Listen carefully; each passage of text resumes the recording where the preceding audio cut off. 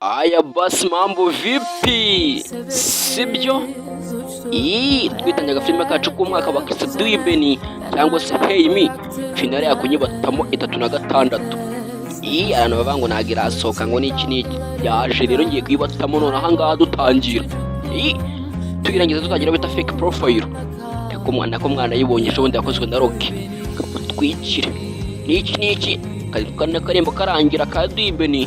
Twitanye agafilime kacu k'umwaka finale yakunyibatamo uzacunda ikindi. Sibyo? Arakere sibasano nikora mugitiza amatwi kuri mikoro zanyu ndetse n'iki. Bashimira cyane gatanu ku kandi. Udari sinaba ndiho mabintu. Bombeza kwibutsa abantu bashaka kwamamaza hamagazeho 78 4 2 5 8 tubatemo 10. Kuri izi filime zacu zibwa na miliyoni 5 ku munsi. Komereza ubuzima twiryoherewe. Nose mbabeshye ntabwo ngenge mbeshye ubundi barabizi. Komeza kwibutsa umuntu bitinesi n'iki musuhuza cyane ngo nagafilime zibonera iki. Shimira abantu bose mwatwatanye na filime tube tuyirangizanyije. Mwese komeza mbabwira ati n'iki mwarakoze cyane kunkurikira gatanu ku kandi we.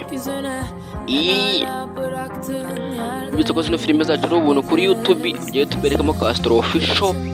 Ujibonera filime kugiye cyangwa umbwire nyandikire WhatsApp nguhere iki yazo ugize bonera igihe nta bidanje.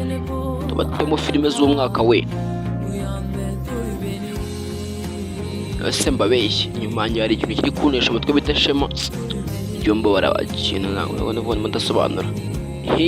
Duyibeni Hey Me cyo bisobanuye ubundi abatari babizi. Nose mbabeshye I can bear then kimwisomere. Impamvu nazanye kakarimba nkavuga ati n'iki kigo filime irangiye yakoreka nkabatemu. Se nkobeshye nako nzagakora. Kubundi batetse cy'ubungu mwaka byaramo.